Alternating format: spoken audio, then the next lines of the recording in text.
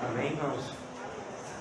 Vamos abrir as nossas Bíblias no livro de Ageu, onde nós temos estudado nesses últimos dias. Ageu, capítulo 2. O título da nossa mensagem de hoje é Tempo de Recomeçar. Ageu, capítulo 2. Nós vimos como o povo havia retornado do cativeiro com a autorização do rei Ciro de reconstruir o templo. Mas muitos obstáculos foram encontrados, isso nós vimos no livro de Esdras. E o povo então para a construção do templo e volta-se para as suas vidas pessoais, para a reconstrução das suas casas, para o plantio dos seus campos. E então Deus corrige mais uma vez esse povo, mostrando para eles que a prioridade da vida do povo de Deus deve sempre ser a pessoa de Deus. Mostra isso, inclusive lembrando o povo do que havia acontecido com eles, por conta de não darem atenção à voz dos profetas de Deus. O povo havia sido enviado ao exílio e havia passado 70 anos no cativeiro babilônico. Então Deus muda a sorte do povo, como havia dito, e esse povo retorna mais uma vez, mas o retorno deles foi vinculado à reedificação do templo. Eu gostaria de mostrar isso a vocês na Bíblia. Importante que vocês conheçam esse livro tão maravilhoso que está na mão de vocês. Existem dois livros históricos que são extremamente importantes para melhor compreensão desse pequeno livro do profeta Ageu, que são os livros de Esdras e de 2 Crônicas. Pois o livro de Neemias já vai falar da reconstrução dos muros da cidade, que vem depois. Mas no livro de 2 Crônicas, nós vamos lá rapidamente, se vocês puderem. 2 Crônicas fica logo antes de Esdras. Nós vamos ver aqui como termina. O livro de 2 Crônicas termina de forma alegre. Mostra já o final do cativeiro babilônico e o decreto de Ciro. Ele narra o cativeiro de Judá, dos versículos do capítulo 36, é o último capítulo do livro de 2 Crônicas, no final do capítulo. Ele vai falar dos versículos 17 ao 21, desse período onde o povo esteve cativo na Babilônia. Mas no final do livro, versículo 22 em diante, versículos 22 e 23, ele vai falar sobre essa libertação que veio por meio desse homem, esse líder do Império Medo-Persa, o império que sucedeu o Império Babilônico, que é Ciro. E diz assim o versículo 22: Porém, no primeiro ano de Ciro, rei da Pérsia, para que se cumprisse a palavra do Senhor, preste bastante atenção, para que se cumprisse a palavra do Senhor, o Espírito, por boca de Jeremias, despertou o Senhor o espírito de Ciro.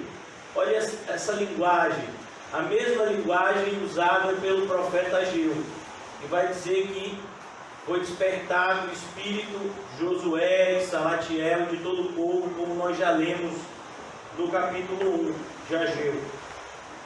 Rei da Pérsia, o qual fez passar pregão por todo o seu reino, como também por escrito, dizendo: Assim diz Ciro, rei da Pérsia, o Senhor Deus dos céus, e o Senhor em letras garrafais, vocês sabem, refere especificamente ao Deus de Israel, Jeová. O Senhor, Deus dos céus, me deu todos os reinos da terra e me encarregou de lhe edificar uma casa em Jerusalém. Perceberam? O decreto de Ciro foi vinculado à edificação do templo que está em Judá, quem entre vós é de todo o seu povo, que suba, e o Senhor seu Deus seja com ele. Então foi assim que Ciro pôs fim ao cativeiro babilônico.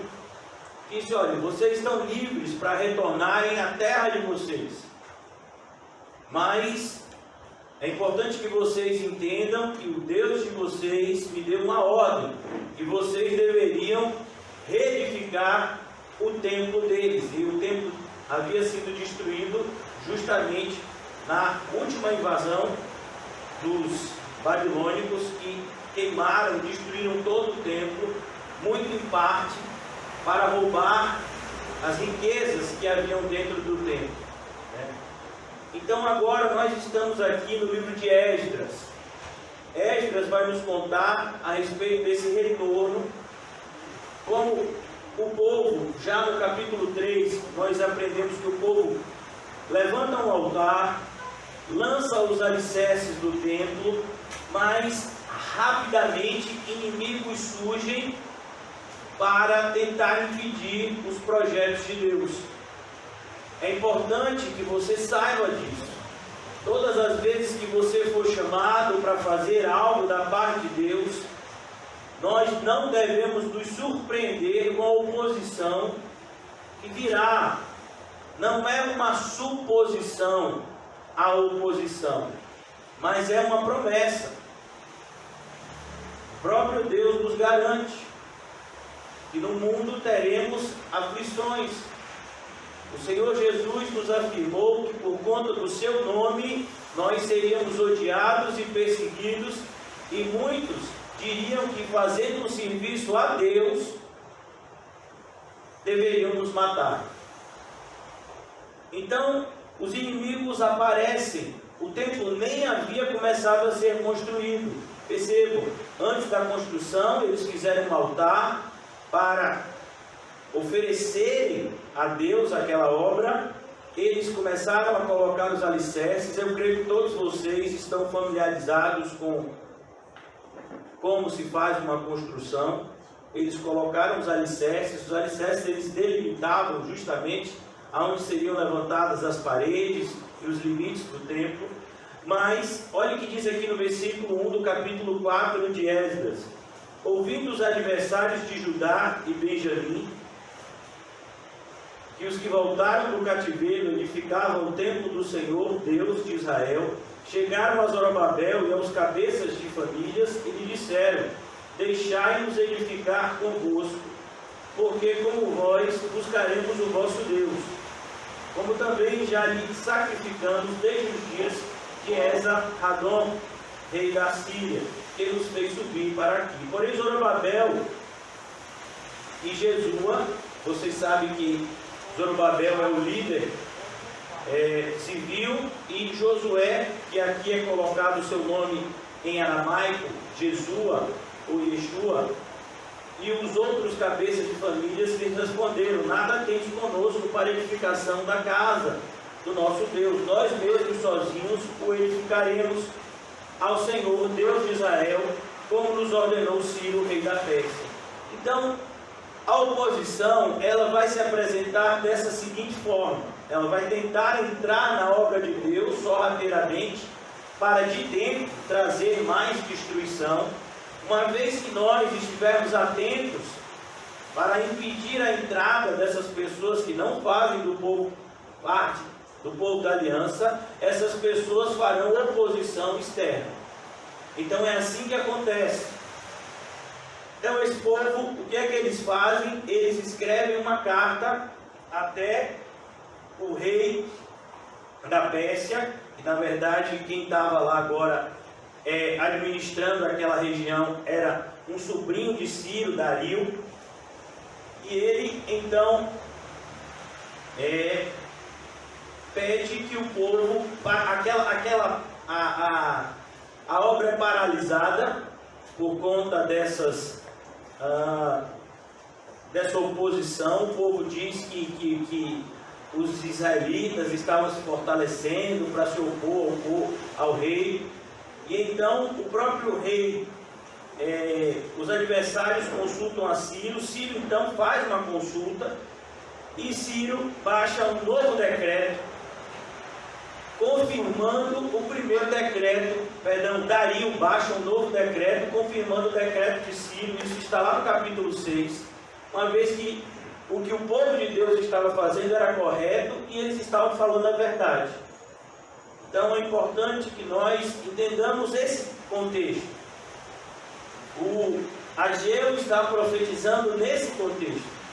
O que muitas vezes nos desanima na obra do Senhor não é tanto a obra, mas é a oposição que vem junto com ela.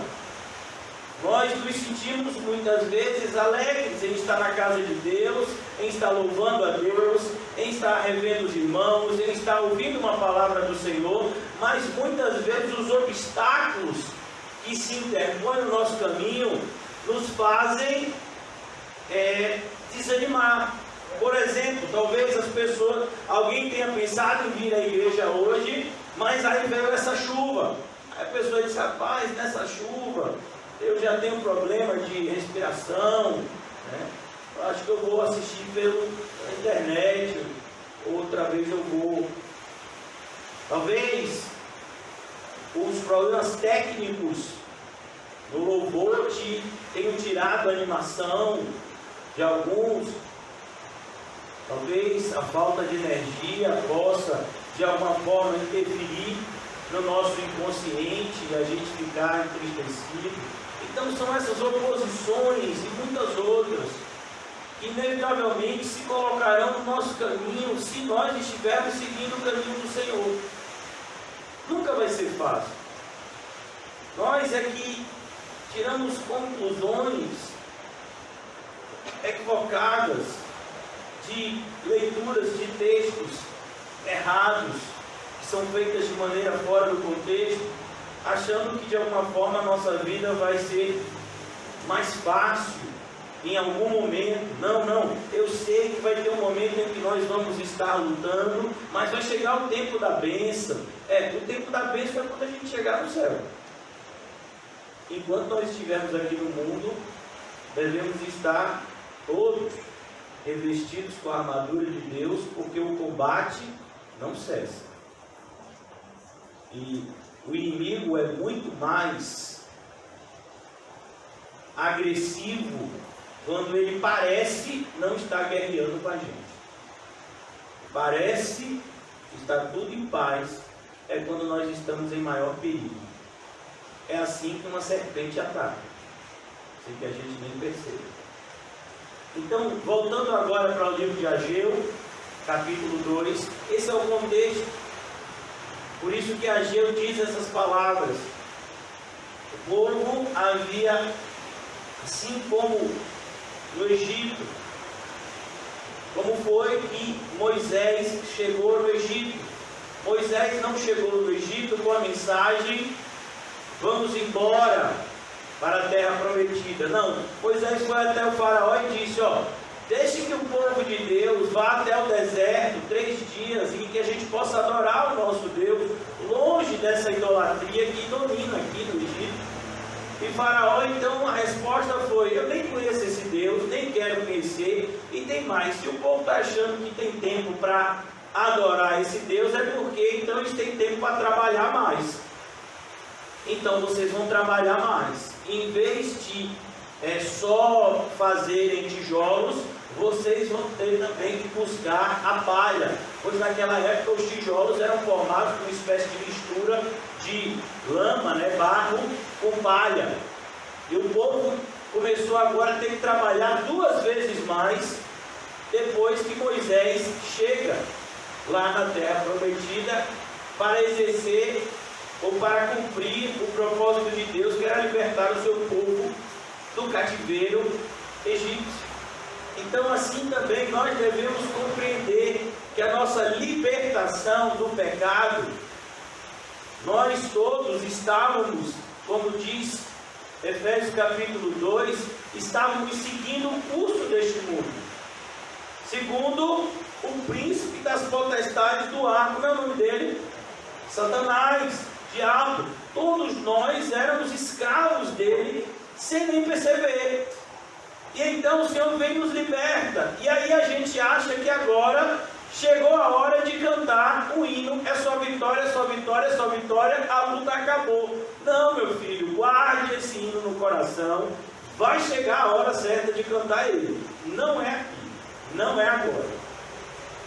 E Ageu, então, ele é separado por Deus para essa importante missão. Perceba que Ageu, como nós já vimos, ele profetiza na época do profeta Zacarias. Os dois são usados por Deus para estimularem ao povo. Esse é o propósito, inclusive, da nossa reunião. Está escrito lá no livro de Hebreus que nós nos reunimos para nos estimular ao amor e às boas obras. Era isso que estava acontecendo aqui. Então, aqui no capítulo 2, como eu disse a vocês já nos estudos anteriores do livro de Ageu, Ageu é bastante específico em relação à data. Nós estamos por volta aqui no ano 520 a.C. E ele diz, no segundo ano do rei Dario. Por que rei Dario? Quem tinha baixado o decreto era Ciro, mas Ciro deixou Dario tomando conta de toda aquela região, de maneira que era Dario que dava as ordens. Então, Dario, ele leu os decretos antigos do seu tio Ciro, e ele viu que efetivamente havia essa ordem para a reedificação do templo de Deus. Então ele vai lá e baixa um decreto agora, dizendo, não, está certo, tem que reconstruir o templo. Então, aqui, essa é a referência de Ageu. No segundo ano do rei Dario, no 7º mês, no 21º do mês, e talvez você e eu, que não somos familiarizados com calendário hebraico, não saibamos que data é essa. Mas com certeza, se você fosse judeu, se você fosse dessa época, você sabia que data é essa aqui. A mensagem de Ageu é dada em uma data extremamente significativa. Era justamente quando se comemorava a famosa festa dos tabernáculos. A festa dos tabernáculos era uma festividade que foi instituída já desde a época de Moisés, juntamente com a Páscoa e com Pentecostes. E a festa dos tabernáculos simbolizava o período em que Deus esteve no meio do seu povo, conduzindo o povo até a terra prometida. Então eles anualmente montavam tendas, acendiam lâmpadas e ficavam se lembrando desse período em que Deus os sustentou no deserto. Essa é uma festividade que para você e para mim é muito importante, pois nos remete a uma entrada de Jesus em Jerusalém. Os capítulos 7 e 8, e alguns ainda dizem e 9 do Evangelho de João, falam justamente de Jesus entrando em Jerusalém nessa época. Os irmãos de Jesus questionam a ele se ele não iria para Jerusalém, para a festa dos tabernáculos. Jesus diz então que ele não iria com eles, mas Jesus vai até aquela festa, e é justamente naquela festa que Jesus diz: quem tem sede, vem até mim e beba água. É nessa festa que Jesus pega um cego de nascença e o cura. Então aqui, irmãos, é justamente nessa festividade que o profeta Ageu, mais uma vez, renova o ânimo do povo de Deus. Porque eu e você precisamos constantemente ser renovados. Se a gente sair daqui cheio do Espírito Santo, querendo fazer a obra de Deus mais do que nunca, eu posso te garantir que quando você botar o pé do lado de fora da igreja, que vier o primeiro pingo d'água na sua cabeça, você vai repensar: rapaz, eu acho que essa obra não é hoje não. Mas irmão, você estava aqui em cima, cheio de Deus, querendo fazer e acontecer, caiu um pingo de água na sua cabeça, meu filho, e você já está mudando de ideia. A gente é assim, irmão. Por isso que Jesus diz que nós deveríamos vigiar e orar sem cessar. A carne é fraca. O espírito está pronto, mas a carne, basta um pingo de água e a gente já começa a repensar os propósitos eternos de Deus. No segundo ano do rei Dario, no 7º mês, no 21º do mês, esse é o último dia da festa dos tabernáculos e é o dia mais festivo, por assim dizer. É o dia onde as pessoas mais se alegravam. Veio a palavra do Senhor por intermédio do profeta Ageu. De novo. E perceba, irmãos, que não existe nem 30 dias da primeira mensagem para essa segunda mensagem. Olha que coisa. Com menos de um mês, aquele povo que tinha começado a construir o templo todo animado, agora já estava o quê? Perdendo ânimo. Será que ouviu direito? Será que foi Deus? Será que não foi coisa da minha imaginação? Rapaz, será que é desse tempo? Será que é desse jeito? Então a gente é assim, a gente lê muitas vezes a Bíblia e a gente está lendo as promessas de Deus, como a gente outro dia meditou aqui no Salmo de número 37. Olha, eu já fui jovem, hoje eu sou velho, mas eu nunca vi um justo desamparado, nem a sua posteridade a mendigar o pão. E aí você lê o Salmo 23, só para ficar mais fortalecido. O Senhor é meu pastor e nada me faltará. E aí você abre a geladeira e tudo está lhe faltando. E aí, valeu? Eu estou achando que essa promessa não é para mim. Então aqui ele diz: Senhor, por intermédio do profeta Ageu, versículo 2, fala agora a Zorobabel, filho de Selatiel. Eu acho que parou. Voltou. Rapaz, está vendo? Pouca fé. Fala agora a Zorobabel, filho de Sealtiel, ou Salatiel, governador de Judá, e a Josué, filho de Josadac, o sumo sacerdote, e ao resto do povo, dizendo: perceba que a liderança, ela tem um papel preponderante. Se a liderança não estiver ouvindo a voz de Deus e guiando o povo na direção certa, vai acontecer o que Jesus advertiu na sua época. O que estava acontecendo? O sinédrio estava cego. Os líderes do povo de Deus estavam cegos e estavam guiando o povo de Deus para o abismo. E Jesus chega a dizer que eles não somente não entravam, como eles tentavam impedir aqueles que queriam entrarem na porta do céu. Que coisa assustadora. Uma liderança que não está conectada a Cristo é algo extremamente perigoso a uma congregação local. Pois uma liderança congregacional, ela nunca é neutra. Ou ela está aproximando as pessoas de Deus, ou ela está distanciando ainda mais essas pessoas de Deus. Por isso nós temos que tomar muito cuidado com o que ouvimos e de quem ouvimos.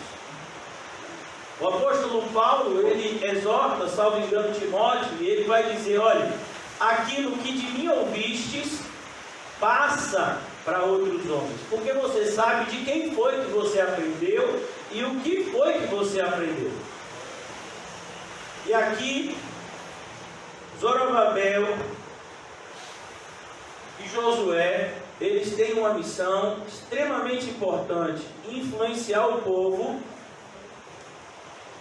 a cumprirem os propósitos eternos de Deus preestabelecido para o seu povo. Essa é a mesma missão que você e eu temos na nossa geração. Independentemente de você não ser pastor, pois aqui nós só temos um hoje, que sou eu, mas todos vocês são sacerdotes de Deus, do Deus Altíssimo. Portanto, todos nós somos chamados a um chamado: sermos a luz do mundo e o sal da terra.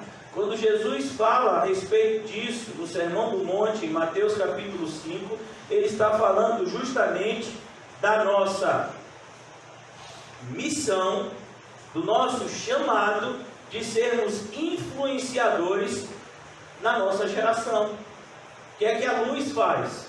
Ilumina. O que é que o sal faz? Ele muda o sabor do alimento. Ele dá sabor ao alimento muitas vezes.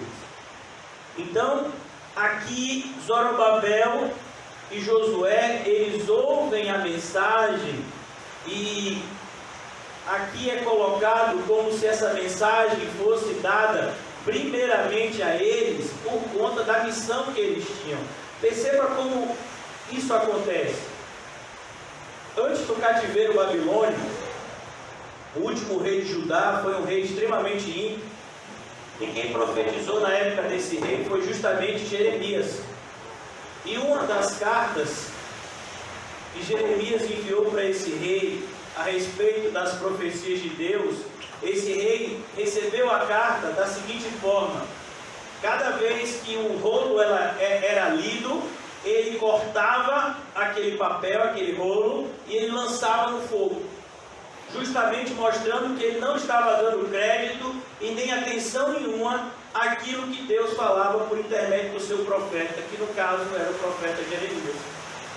Aquele líder que deveria dar ouvidos à voz do Senhor e estimular o seu povo a fazer o mesmo, não fez. E por conta disso, não somente ele, mas todo o povo passou por um processo de intenso sofrimento. Então nós precisamos, irmãos, cada vez mais estarmos atentos, né? Eu vou tirar o microfone, fica melhor, né? A minha voz. Então, nós precisamos estar atentos para que aquilo que seja passado para nós, efetivamente, seja uma mensagem de Deus para o seu povo. O apóstolo Paulo, quando ele chegou em uma cidade chamada Bereia, ele não ficou chateado quando os irmãos de Bereia ouviram a pregação dele com a Bíblia na mão. E está escrito lá no livro de Atos que tudo aquilo que Paulo falava, eles conferiam os livros sagrados. E aquilo agradou a Paulo. Então nós temos que ter esse mesmo costume. Tudo aquilo que for passado para nós enquanto mensagem de Deus deve ser prontamente conferido com a Bíblia, que é a inerrante mensagem de Deus para o seu povo, como nós estamos fazendo aqui nessa manhã. Então Ageu, ele diz a Zorobabel, a Salatiel, a Zorobabel, a Josué e a todo o resto do povo, dizendo: quem dentre vós que tenha sobrevivido contemplou esta casa na primeira glória? De que casa ele está falando? Ele está falando do templo, do antigo templo que havia sido edificado na época de Salomão. Se você quiser conhecer um pouco a respeito desse templo, você vai meditar em 2 Crônicas, no começo de 2 Crônicas. O começo de 2 Crônicas até o capítulo 7 é justamente a construção do templo e a apresentação do templo. É lá em 2 Crônicas capítulo 7 que inclusive Salomão é visitado pelo Senhor e é alertado ao Senhor a respeito de que as orações feitas naquele lugar seriam ouvidas. É em 2 Crônicas 7 que nós temos lá o versículo tão famoso, versículo 14, que diz que se o meu povo, que se chama pelo meu nome, se humilhar e orar, e me buscar e se arrepender dos seus maus caminhos, então eu ouvirei do céu e sararei a terra. Ele está falando justamente das orações que seriam feitas e apresentadas naquele lugar que o próprio Deus havia escolhido para que fosse edificado um templo para ele. Se você ler 2 Crônicas, você vai ver que enquanto Salomão está orando, o próprio Salomão admite: Deus, nós sabemos, Senhor, que esse templo não é a sua casa física, que o Senhor não está preso a esse templo. O Senhor é o Deus de todo o céu. como o Senhor vai ficar aqui nesse lugar tão pequenino. Mas a ideia é que Deus escolheu aquele lugar como uma forma de se conectar com o seu povo. Assim também é a igreja. Deus escolheu a igreja como uma forma de se conectar com o seu povo e de transmitir a mensagem dele para aqueles que ainda não são seu povo, mas que um dia serão. Então aqui ele diz: quem dentre vós que tenha sobrevivido contemplou esta casa na sua primeira glória? Olha, irmãos, eu não sei se vocês já estudaram acerca da Reforma Protestante. Quando a Reforma Protestante ela estourou na Europa, na época de Lutero, seguido logo por Zwinglio, Calvino e tantos outros que foram levando aos seus respectivos países, igrejas suntuosas foram construídas na Europa, igrejas para abrigar milhares de pessoas.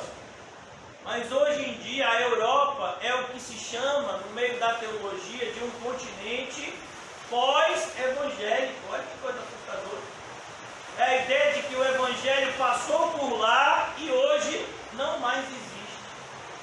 Aqueles templos grandiosos que antes serviam para que esses pregadores transmitissem a palavra de Deus e uma grande multidão ouvisse, hoje muitas vezes se tornaram museus, shoppings e até, pasmem, boates. Coisa assustadora. Nós temos vivido um tempo muito parecido no nosso país, aonde você tem templos grandiosos sendo construídos, porém você não tem mais uma mensagem grandiosa sendo pregada. A mensagem de Deus, ela foi substituída por palavras humanas que têm como único propósito agradar a homens.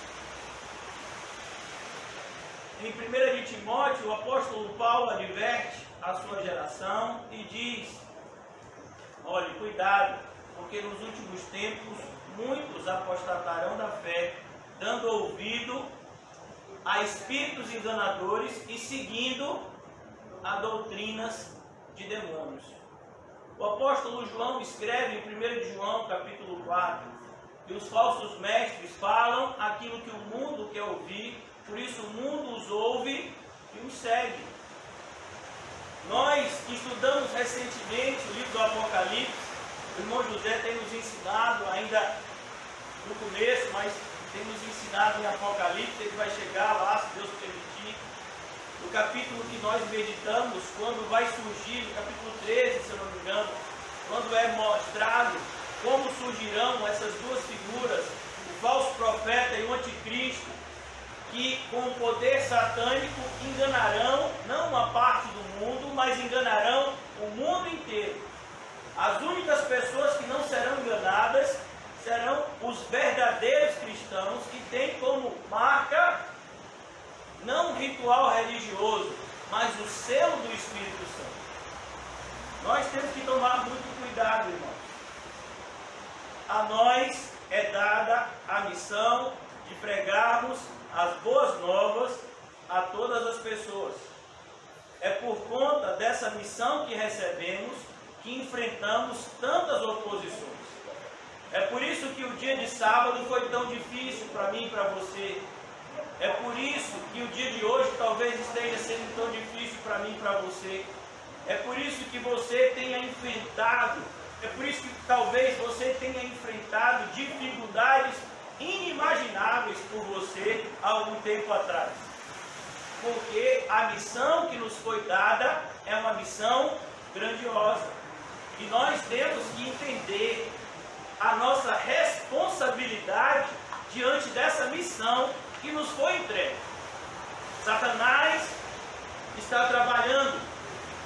Ele não dorme, ele não come, ele não precisa descansar, diferentemente de nós. Ele não fica doente como eu e você. E ele está trabalhando. há 2000 anos para tentar fechar as verdadeiras igrejas e fazer crescer as falsas igrejas. Ele continua no seu ofício. A grande questão é: será que nós continuaremos no nosso? Será que nós continuaremos pregando a palavra de Deus? Porque a construção do templo agora, irmãos, não se refere mais a elementos materiais, mas a construção do templo fala a respeito da presença de Cristo no meio dos ajuntamentos solenes do povo evangélico. Quando nós nos reunimos em nome de Cristo, para a glória dele, há uma promessa que diz que ele está presente no nosso meio, em poder. E é justamente esse ajuntamento que Satanás tenta de todas as formas paralisar. Uma segunda coisa que o inimigo está fazendo nesse exato momento, que talvez você nem esteja percebendo, é que ele está tentando tirar a sua alegria com as coisas de Deus. Pois ele sabe que um cristão alegre com Deus é muito mais poderoso do que um cristão que está triste com Deus. A própria Bíblia nos diz de maneira inerrante que a alegria do Senhor é a nossa força. Por que você acha que Paulo estimula tantas vezes a igreja de Filipos a se manter alegre no Senhor? Era uma igreja que estava enfrentando obstáculos, que estava vencendo esses obstáculos, mas que estava sendo atacada com essa forte tendência de se entristecer com as coisas de Deus. E a consequência natural com aqueles que começam a se entristecer com as coisas de Deus é o abandono do primeiro amor. Se você não tomar cuidado com isso, mais cedo ou mais tarde, você e eu abandonaremos o primeiro amor se nós não tomarmos cuidado já nessa fase de que, se você não tem alegria nas coisas de Deus, você precisa rever o seu relacionamento com Deus. Porque andar com Deus, andar com Cristo, deve ser a coisa mais alegre na sua e na minha vida. Você olha, por exemplo, para Enoque. Enoque, no capítulo 5 de Gênesis, nos mostra que Enoque andava intensamente com Deus. Enoque fez isso por 300 anos. Enoque não perdeu um dia sequer a alegria de andar com Deus. É isso que eu e você devemos buscar. Mas para que a nossa alegria com Deus se mantenha sempre constante, é necessário que eu e você vivamos uma vida de um constante encher-se do Espírito Santo de Deus. Por isso que o apóstolo Paulo diz em Efésios 5,18: não vos embriagueis com vinho. A ideia do apóstolo Paulo não é propriamente combater a embriaguez, mas a ideia do apóstolo Paulo é mostrar que a alegria do mundo, ela não nos completará. Muito pelo contrário, a alegria com as coisas do mundo, ela vai nos machucar. Não se alegrem com as coisas do mundo, mas alegrem-se com as coisas de Deus. Jesus, ainda de maneira mais profunda, avisa os seus apóstolos que haviam retornado extremamente alegres por coisas, por sinais que haviam sido operados através da vida deles. E eles voltam-se para Jesus como meninos que se alegram com bobagens. E ele diz: ó Senhor Jesus, você precisava estar lá, pois até os demônios se submeteram à nossa voz. Mas Jesus diz: não se alegrem. Olha a palavra que Jesus diz: não se alegrem com essas coisas. Judas fez essas mas o nome dele não estava escrito no livro da vida. Jesus diz: alegrem-se antes pelo nome de vocês estarem escrito no livro da vida. Então aqui o profeta Ageu está mostrando para esse povo que eles precisavam constantemente tomar cuidado com o olhar que eles lançavam diante das circunstâncias que o cercavam. Se nós olharmos para a nossa vida somente com um olhar humano, nós viveremos uma vida miserável. Em 1 Coríntios capítulo 15, o apóstolo Paulo diz que se nós esperarmos de Cristo somente nessa vida, nós viveremos a pior vida a ser vivida nesse mundo, pior inclusive do que a dos ímpios. Porque os ímpios ainda têm uma alegria falsa, uma alegria passageira, mas eles têm uma alegria. Um cristão que não está alegre com as coisas de Deus, ele não tem nada. Ele não tem nem mais a alegria do mundo e ele não tem a alegria maravilhosa de Deus dentro do seu ser interior. Então devemos tomar muito cuidado. Quem dentre vós, versículo 3, que tenha sobrevivido, contemplou esta casa na sua primeira glória. Então Ageu estava dizendo justamente que havia uma geração de anciãos que se lembravam do templo de Salomão. É importante que você entenda que nós estamos aqui no meio de uma geração que não tinha fotografia. Então a geração mais nova, que era a mais numerosa, a que estava lá ajudando na construção do templo, eles não se lembravam do primeiro templo, mas eles estavam sendo influenciados pelos mais antigos a se entristecerem com um espírito melancólico acerca de que bom era aquele tempo. Às vezes a gente tem essa mesma pensamento. Eu já vi alguns irmãos e eu mesmo já caí nessa cilada. Bom era o tempo de quando a gente começou na igreja, que eu saía por aí gritando: Jesus é muito mais que tudo. Que eu olhava para o céu e glorificava a Deus, eu olhava para a terra e glorificava a Deus. Era tão maravilhoso aquela época. Eu sentava diante de um prato de comida e eu passava 15, 20, 30 minutos fazendo oração por agradecimento àquele prato. Hoje em dia eu vou orar de noite, eu não consigo orar 30 segundos. Oh meu Deus, bom era aquele tempo. Está errado. Bom tem que ser esse tempo. Bom tem que ser o agora. Você tem que pegar toda essa experiência que você obteve com Deus. Pois o apóstolo Paulo vai dizer que nós nos gloriamos inclusive nas próprias tribulações em Romanos 5. Por quê?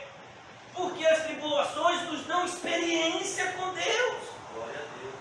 E a experiência aumenta a nossa esperança, porque o amor de Deus é constantemente derramado nos nossos corações.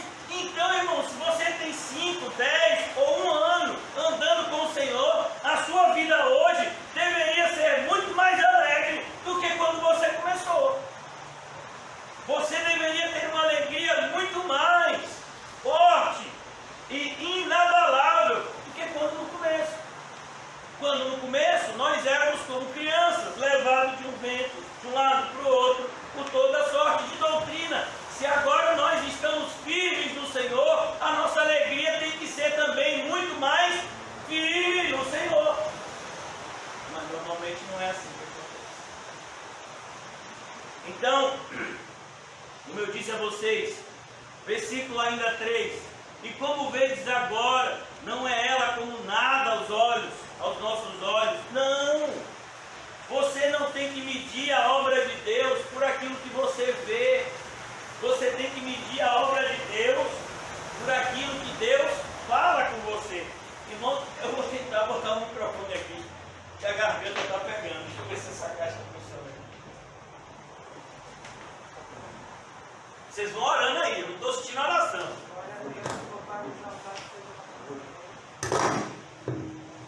Amém. Olha, tá vendo quando ora, funciona? Amém? Agora vai ajudar a garganta. Glória a Deus, que ainda tem que pregar de noite. Ou então o irmão José pode pregar de noite, né? Quem é a favor dessa ideia? No final a gente vai fazer, né? Aproveitar esse período de eleição, vamos fazer uma eleição. Amém, irmãos? E como vês agora, não é ela como nada aos vossos olhos? Não, a obra de Deus nunca é como nada. Por exemplo, quem esteve, alguns de vocês que estão aqui hoje, estiveram com a gente no nosso primeiro evangelismo em Vista Alegre. E talvez para quem passa, obrigado meu filho, grande é o teu galardão. Então, lá em Vista Alegre, talvez alguma pessoa que passou de carro ou de moto, quem acompanhou a filmagem é até engraçada, né? José está lá pregando, bichinho, com esse microfone aí, que só pega nele, do irmão Paulinho. E ele estava lá, cheio do Espírito Santo, pregando, aí de vez em quando vinha e passava uma moto na frente dele. Porque a gente estava literalmente no meio da rua. E eu coloquei a câmera assim a alguns metros de distância, justamente para não ser atropelado. E aí passava uma moto, passava um carro, né? E às vezes a pessoa passa, rapaz, quem são esses doidos aí, rapaz? Deve ter aqui umas 10, 15 pessoas, esse pessoal é maluco. Acho que o pessoal começou a ver que o negócio era bom quando começou o irmão Fábio a trazer as comidas. Aí o negócio começou a melhorar. Teve gente que disse, rapaz, aquele negócio deve ser bom, viu? É bênção. Então, às vezes a pessoa pensa, não, isso não é nada, o que esse povo está fazendo aqui? Irmãos, a obra de Deus nunca é pequena. A obra de Deus é enorme. Você não tem noção do que Deus está fazendo por meio da sua vida. Eu estou falando da sua vida, às vezes você sozinho. Você pegar um texto lá dos livros históricos, você vai ver que tinha uma casa que tinha só 2 homens, um corajoso e um covarde. Era o profeta Eliseu e o seu ajudante. E aí o ajudante acordou, né, para poder preparar o café da manhã. E quando ele viu o exército sírio todo cercando a casa de Eliseu para pegar eles, porque Eliseu estava informando aonde eles iriam atacar, e aí o rei se protegia, o rei de Israel, a ponto do rei sírio ficar achando que tinha um espião dentro dele, do exército dele. E aí ele vira e diz, rapaz, agora a gente se deu mal, agora a gente vai ser pego, só tenho eu e você aqui. E aí Eliseu calmamente olha e diz, Senhor, abre os olhos desse homem. E ele vê o tamanho do exército de anjos, do exército celestial que estava protegendo somente aqueles 2 homens ali. Você tem noção disso? Do que Deus está fazendo por meio da sua vida? É porque a gente mede, a gente muitas vezes quer medir as coisas espirituais por meio de comparações materiais. Então, por exemplo, claro, se você for para a Arena Fonte Nova e tem um Bavi e tem 50 mil pessoas, aí você diz, rapaz, você viu aquele Bavi, estava lotado, o pessoal gritando, as 2 torcidas. Você vê um show e você vê a quantidade de ingressos que é vendido. E aí às vezes você olha uma igreja e você quer medir a presença de Deus, a glória de Deus por meio de circunstâncias visíveis. E não é assim. A presença de Deus e as circunstâncias que manifestam essa presença, elas são invisíveis para a maioria das pessoas. Por isso que o apóstolo Paulo diz, e nós nos atentamos não para as coisas visíveis, mas para as que são invisíveis, porque elas são eternas. Vou dar um exemplo que eu já falei aqui com vocês. Quando Jesus entrou em Jerusalém na festa do tabernáculo, quem é Jesus? Deus. Deus conosco. Mas alguém percebeu que Deus estava ali? Não. Teve gente que teve a audácia de olhar para Jesus e enxergar em Jesus um falso mestre. Olha que loucura. Quando Jesus pega em João capítulo 6, aquela multidão que havia sido alimentado por pães e peixes, quase 5.000 homens, fora mulheres e crianças. No final do capítulo 6, quando Jesus começa a pregar, só sobraram os 12 apóstolos. E Jesus ainda diz, e um de vós é o diabo. Olha que coisa. Então a gente tem que tomar muito cuidado. Nós não nos animamos com coisas materiais, nem com coisas visíveis. O que tem que animar a gente é o mundo espiritual. É a presença de Cristo na nossa vida, renovando a nossa fé, a nossa esperança, trazendo um arrependimento contínuo, profundo, uma fé cada vez mais inabalável na pessoa do nosso Senhor e Salvador Jesus Cristo. É isso que de fato tem que nos animar a continuarmos na obra de Deus. Então aqui ele diz, e como vedes agora, não é ela como nada aos vossos olhos. Talvez para muitas pessoas eu e você sejamos assim. Tanto a nossa congregação que se reúne, tanto a nossa reunião aqui na Boca do Rio, a nossa reunião no Alto das Pombas, ainda é menor ainda. Acho que a igreja lá no Alto das Pombas é 1/4 ou 1/5 da igreja daqui da Boca do Rio. Quando a gente se reúne em Cosme de Farias, tem gente que às vezes talvez nem saiba que lá em cima está tendo uma reunião, apesar dos esforços sobrenaturais do irmão Calmon de convidar todo mundo. Mas pode chegar alguém que nem sabe o que está acontecendo naquela sobreloja lá em cima. E ali é uma associação de moradores que disponibiliza o espaço toda segunda-feira para a gente se reunir. Talvez tem gente que nem saiba o que está acontecendo ali. Mas Deus sabe. O inferno sabe. E aí eu pergunto, será que você sabe o que está acontecendo ali? Será que eu e você sabemos o que está acontecendo aqui? Você acha que é por acaso a ausência de luz? Você acha que é por acaso os problemas no momento do louvor? Você acha que é por acaso? Então, irmãos, que a gente esteja extremamente atento, porque o inimigo ele está ao derredor juntamente com os seus servos. Eu queria que você deixasse marcado aqui o livro do profeta Ageu e fosse comigo rapidamente. A gente não vai demorar mais ainda, só umas 2 horas. Amém? Rapidamente no Evangelho de João, no capítulo 10 do Evangelho de João, onde Jesus se apresenta como nosso bom pastor, mas ele diz que existem servos malignos que trabalham segundo a influência do maligno, e Jesus chama esses servos malignos que trabalham sobre a influência do maligno de ladrões. E ele diz no versículo 10 do capítulo 10 do Evangelho de João: o ladrão vem somente para roubar, matar e destruir. Você acha que isso não está acontecendo na sua vida? Você acha que não existe um ladrão muito mais perigoso do que qualquer ladrão que está tentando roubar você, matar a sua fé, destruir o seu compromisso com Deus? Ele está operando hoje, como ele operou ontem, como ele tem operado todos os dias, tentando te afastar de Deus e das coisas que Deus tem para você. O ladrão vem, isso é uma promessa, irmãos. Ele vai vir, não é uma suposição. Talvez ele venha, não, ele vai vir. E ele vai usar pessoas, e serão seus servos, e se disfarçam muitas vezes de servos de justiça, como diz em 2 Coríntios.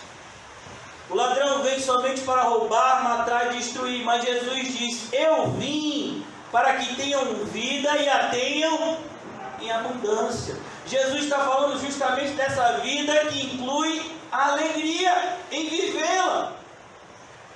O cristão tem que ter alegria de viver a sua vida cristã. Você pode ser uma pessoa até com tristezas do ponto de vista da sua vida física, mas na sua vida espiritual você tem todo motivo para se alegrar.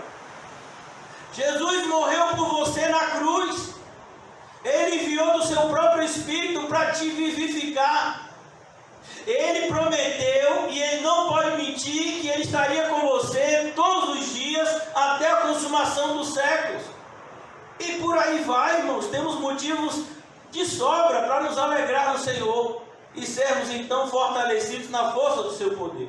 Por isso não podemos nos deixar influenciar com qualquer tipo de espírito melancólico, de achar que a nossa alegria estava no passado ou ficou no passado. Como por exemplo, esses dias, ontem eu não estava muito bem, para variar. E aí eu fui no quarto de minhas filhas e eu me assustei. Olhei e tinha duas moças deitadas na cama delas. O colchão estava quase todo ocupado. Eu digo, não pode ser, era desse tamanho. E às vezes a gente fica pensando, mas naquela época em que fazia assim, que era bom. Não, é essa época que é bom.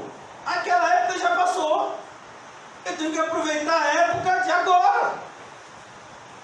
Percebe, irmãos, que uma das formas do inimigo roubar a nossa alegria é justamente quando ele quebra o nosso relógio. Aí a gente começa a achar que bom era o passado, ou então bom vai ser o futuro quando eu conseguir alguma coisa. Não, irmão, bom é o presente. Bom é agora. É agora que você tem que aproveitar cada instante da sua vida. Todos os dias nós temos uma vida de 24 horas para ser vivida para a glória de Deus. E se a gente fizer isso para a glória de Deus, existem alegrias indizíveis à nossa disposição. Versículo 4 de Ageu 2. Ora, pois, sê forte, Zorobabel, diz o Senhor, e sê forte, Josué, filho de Josadaque, sumo sacerdote, e tu e todo o povo, sê forte, diz o Senhor. Você diz para alguém ser forte, alguém que é fraco? Por exemplo, irmãos, eu sou de uma época de He-Man. Quem já assistiu He-Man? He-Man, você não diz para He-Man, ser forte, He-Man. Porque He-Man é o homem mais forte do universo. É tipo José.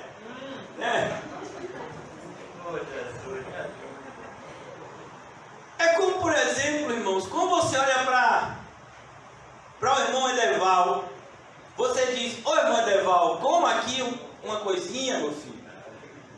Então, quando a gente está lá no estudo de segunda-feira, que às vezes a irmã Rita faz um cachorro quente, como essa segunda-feira, chega o cheiro, alcança as províncias vizinhas. E aí a gente olha para o irmão Edeval e diz, ô irmão Edeval, como aqui, porque a gente sabe que o irmão Edeval não gosta de comer, ele não gosta mesmo não, ele é uma ótima pessoa para você ir para o restaurante. É verdade. Porque você vai pedir 2 pratos e você vai comer 1,5. Isso. Sou prova da vida. Então você fala, ô irmão Edeval, como aqui, meu filho? O irmão Edeval vai dizer, não, irmão, já comi em casa, comeu o quê? Eu comi uma maçã o dia todo. Eu digo, meu filho, como aqui? Já, por exemplo, no meu caso, o pessoal às vezes fica, ô pastor, coma alguma coisa. Pastor, não come nada. É sério que você acha que eu não como nada? Você já viu meu tamanho? Você acha que eu não como nada? Você acha que isso tudo aqui é vento? É água? Pelo amor de Deus, irmão. Então aqui a ideia é justamente essa. Porque ele está dizendo, seja forte. Porque o povo estava enfraquecendo. Eu e você somos assim. A gente pode sair daqui cheio de Deus e a gente vai precisar mais de Deus daqui a 5 minutos. A gente precisa estar conectado com o Senhor o tempo todo. Porque você acha que na Bíblia tem um alerta que diz assim, orai sem cessar. Porque oração é um meio de estarmos o tempo todo conectados com Deus. Dessa forma estaremos o tempo todo também sendo renovados por Deus. Quando Jesus disse a mesma coisa, orai sem cessar, se não me engano está em Colossenses. Mas Jesus disse, orai e vigiai sem cessar, para não cairdes em tentação. Então aqui, O Senhor está olhando para aquele povo e está dizendo: está na hora de vocês continuarem sendo fortes. Não é hora de baixar o braço. Não é hora de enfraquecer. Não é hora de retroceder. Não é hora de fazer menos. Mas é hora da gente buscar mais de Deus. Então ele diz, vou ler o versículo 4 de novo.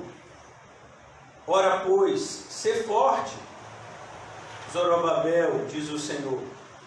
Sê forte, Josué, filho de Josadaque, o sumo sacerdote, e tu, todo o povo da terra, sê forte, diz o Senhor, e trabalhai. E aqui é maravilhoso. Quando Jesus nos chama para trabalhar para Ele, Ele faz uma promessa maravilhosa. E eu estarei com vocês. Precisa mais alguma coisa? Não precisa. Porque Jesus está com a gente. Às vezes eu vejo algumas pessoas que, Senhor, envia anjos. Eu digo, ô irmão, você pode até enviar, orar para Deus enviar um anjo para você. Agora para mim não ore não para isso. Peça para Deus vir até a minha vida e me fortalecer. Eu não quero saber de anjo, irmão. Com todo o respeito que eu tenho aos anjos, né? Mas eu quero a presença de Deus na minha vida. Eu quero o Espírito Santo de Deus me enchendo. A certeza inabalável de que o Senhor Jesus está ao meu lado. Isso é que de fato nos fortalece. Então é isso que a gente tem que buscar. Essa convicção cada vez maior de que o Senhor está com a gente. Eu li com vocês, quando nós fizemos o estudo, se eu não me engano, na sexta-feira, como o Senhor Jesus, na sexta ou na quinta, eu não sei, mas quando a gente começou o estudo de Ageu, eu li com vocês justamente o que Jesus falou em Mateus 28. Olha, vocês vão evangelizar, vocês vão discipular, e eu vou estar com vocês até a consumação dos séculos. Essa tem que ser a nossa fé, essa tem que ser a nossa esperança, essa tem que ser a nossa fonte de energia. A nossa fonte de energia tem que vir da presença de Cristo nas nossas vidas. É Cristo, e somente Cristo, que nos fortalece e nos torna aptos para sermos usados por Ele. Cristo é muito mais que tudo, irmãos. Tenha isso no seu ser interior. Aprenda a clamar como Pedro. Salva-me, Jesus. Amém. E Pedro morreu afogado? Não. Não, meu filho, ele vai morrer crucificado anos e anos depois desse evento. Então, quando você clama por Jesus, o que acontece? Ele vem. Eu acho tão bonito, tem um louvor. É um louvor que às vezes a gente até se assusta, né? Mas ele é bíblico. Eu acho que deve estar no Salmos esse texto. Ele vem saltando sobre os montes de Jerusalém, não é assim? Tem um louvor muito bonito. Eu não vou pegar um ministério de louvor hoje não, por causa que vocês deram sorte de que está sem energia. Ah, esse ministério sabe. Opa, aí, rapaz, agora eu senti firmeza, viu? Eu senti um renovo aí, viu? Sabe esse? Vai cantar daqui a pouco? Amém. Então aqui ele diz assim: ser forte, ministério de louvor. Ser forte, diz o Senhor, e trabalhai. Olha o ministério de louvor querendo trabalhar. Maravilha. Cada um de nós tem um trabalho, irmãos. E o seu maior trabalho, eu vou lhe dizer qual é. É dar um bom testemunho. Você vai fazer muitas coisas para Cristo, mas nenhuma delas vai ser mais importante do que o seu testemunho. É tão triste quando a gente vê pastores, líderes evangélicos dando testemunhos deploráveis, para não dizer algo mais forte. Cristãos nominais dando mau testemunho, mas quando você vê um cristão dando testemunho de Sadraque, Mesaque e Abednego, você chega a se arrupeia. Quando você vê alguém como dando um testemunho como de Estevão, o primeiro diácono, eu tenho no meu ser interior que esse vai ser o destino do irmão João, o primeiro diácono. na hora certa. Então, esse é o testemunho. Quando a gente vê o testemunho de Dylan, a gente vê, rapaz, eu fico me queixando de uma dor de cabeça, de uma dor de dente, de uma dor de unha, e Dylan entubado, com 2 tubos, ainda estava lá, Danone, que Danone, rapaz? Danone, né? Danone, um negócio assim, né, Sérgio? E fora que ele é meu pai, cuscuz. Quer ganhar ele, leva cuscuz. Com ovo. E aí entreguei logo. E aí você olha para aquilo ali e você fica renovado, não fica não? Amém. Rapaz, o bichinho daquele jeito. Teve um dia que César mandou um videozinho do dia, acho que foi o dia das crianças que César deu um brinquedo para ele, um avião chamado, como é o nome? Aquele aviãozinho? Tom. Quem sabe o nome é o trenzinho. É o trenzinho, né? Ah, pois é. Rapaz, ele brincando, uma alegria. Às vezes Deus dá algo para você, meu filho, você ainda murmura. Ah, mas não é meu tamanho. Então emagreça.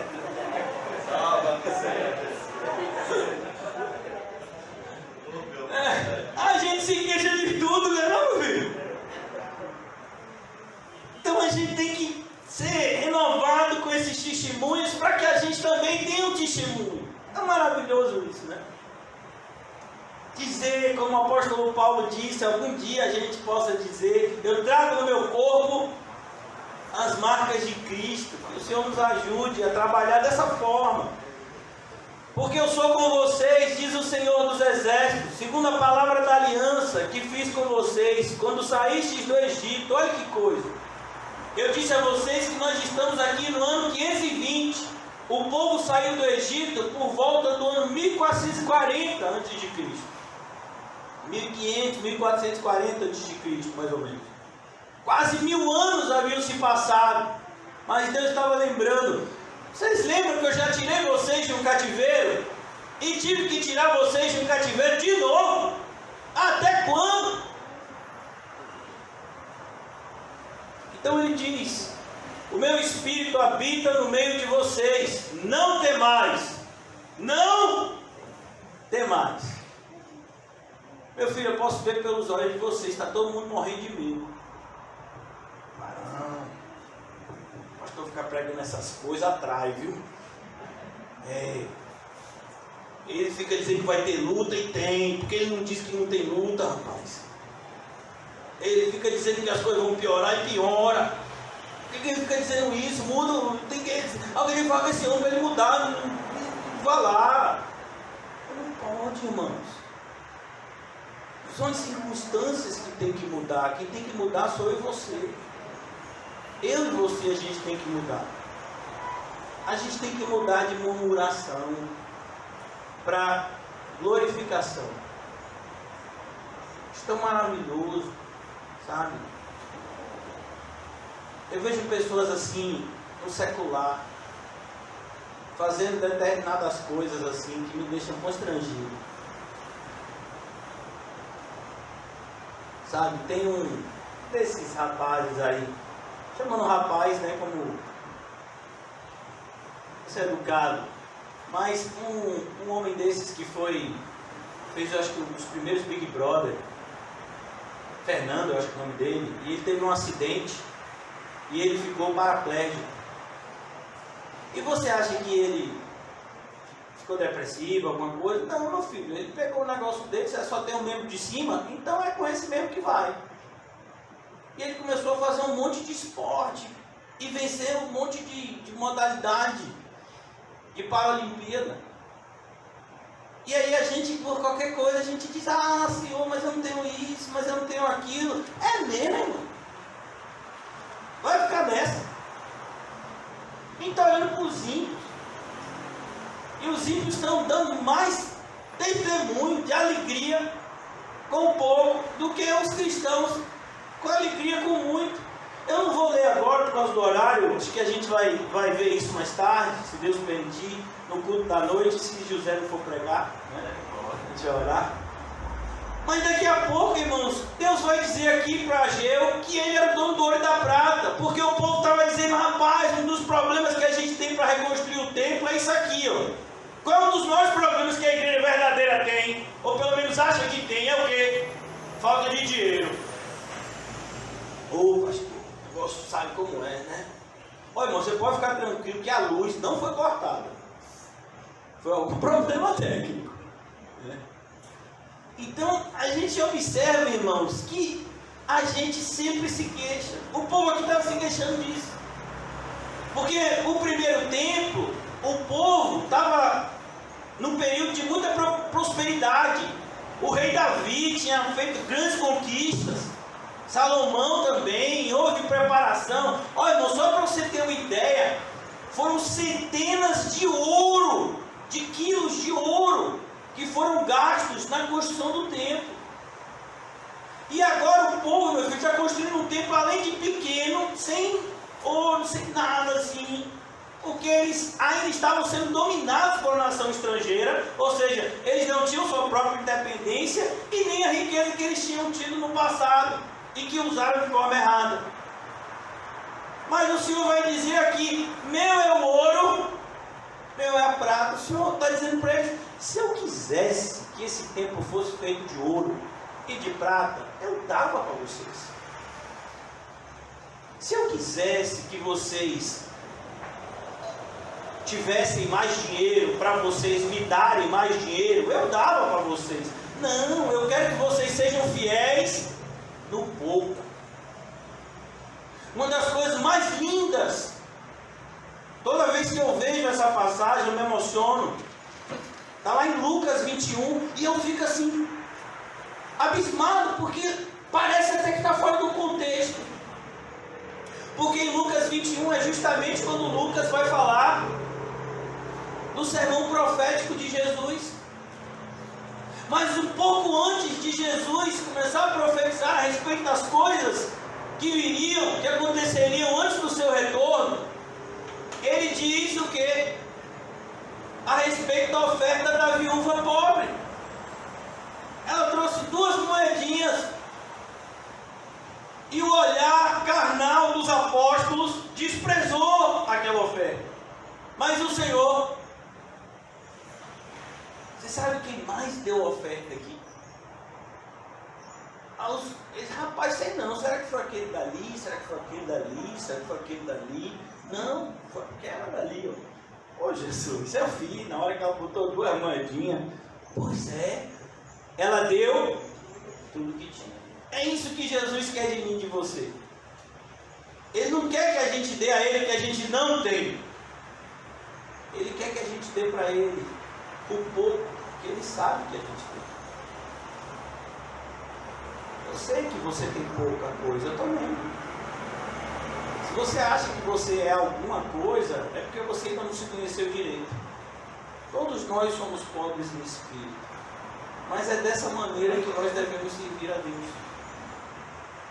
Com a nossa convicção da nossa pequenez, com a nossa convicção de todas as nossas imperfeições, que a gente tem que procurar fazer o melhor para Deus. Porque Deus está no controle da sua obra. E Ele vai estar suprindo tudo aquilo que nos falta para a glória dEle. Quando o apóstolo Paulo está falando desse tema de generosidade, ele diz: porque aquele que dá semente ao que semeia, quem é que faz isso? É Deus. Então eu posso te garantir, irmãos, que o nosso problema aqui na igreja nunca foi, nem nunca será, falta de dinheiro, nem falta de qualquer coisa material. Nosso problema sempre vai ser viver uma vida espiritual, a mais espiritual que a gente puder viver. Eu gostaria de convidar os irmãos do louvor. Eles vão estar aqui louvando com a gente, e os irmãos da ceia vão estar distribuindo os elementos da ceia. A gente vai estar hoje, fazendo como a gente já fez uma época, louvando e refletindo enquanto recebemos a ceia, para depois do louvor a gente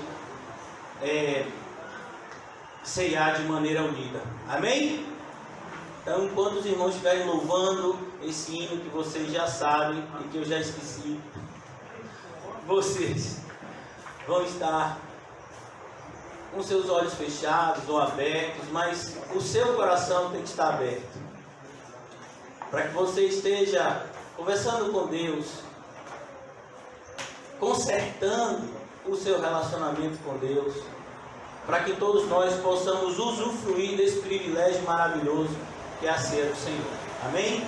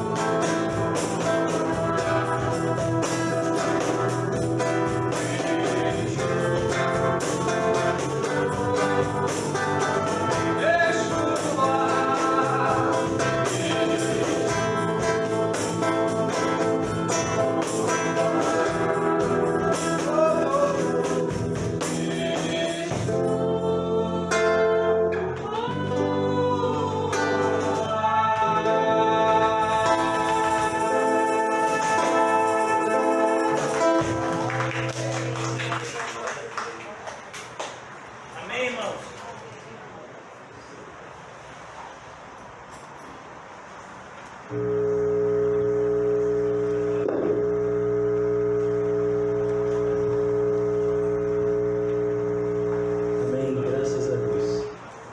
Graças a Deus. Que o Senhor Jesus nos ajude nesse momento da ceia a enxergarmos pelos olhos da fé o privilégio que nos foi concedido. Sermos contados como seu povo.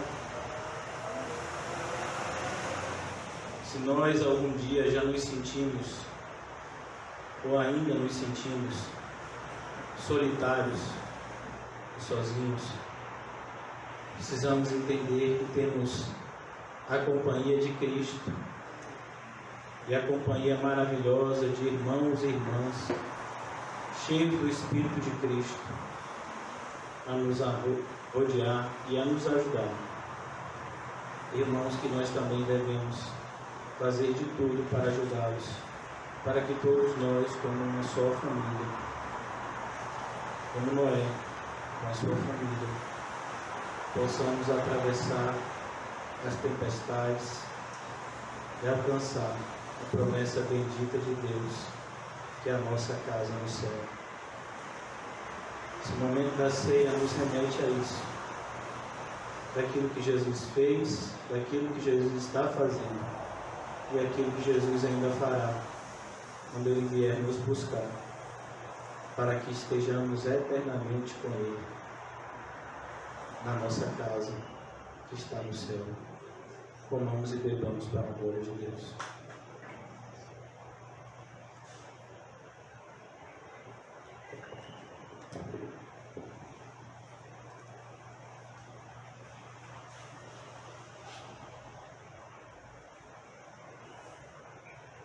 Obrigado, Senhor, por esse momento precioso.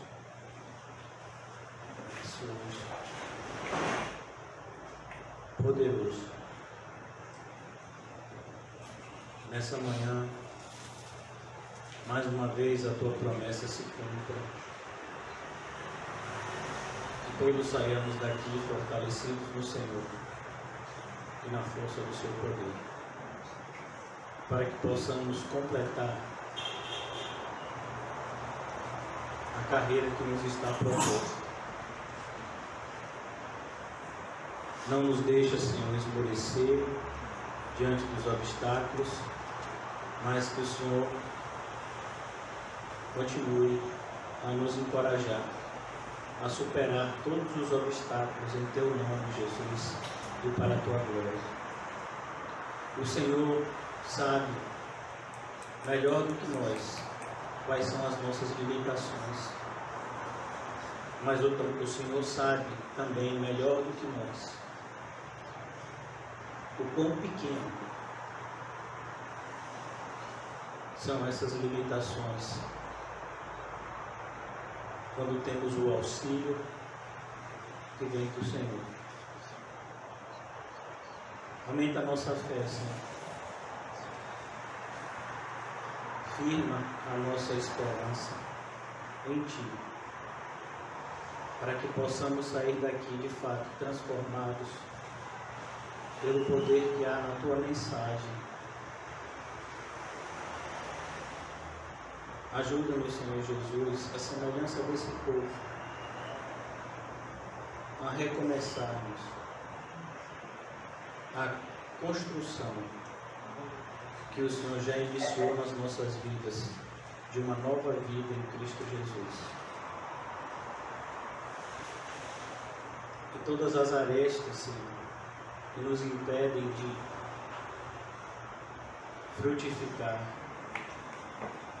sejam removidas, para que todos que estamos aqui sejamos contados como ramos frutíferos, que possam produzir frutos para a vida eterna. Abençoa as nossas crianças, Senhor. Ajuda para que elas possam crescer na graça e no conhecimento de Ti todo dia. Ajuda, meu Deus.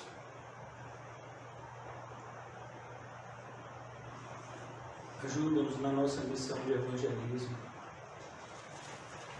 porque temos visto, ó Pai,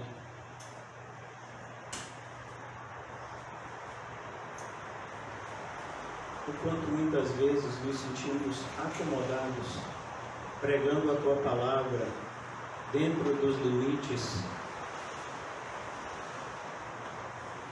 da igreja,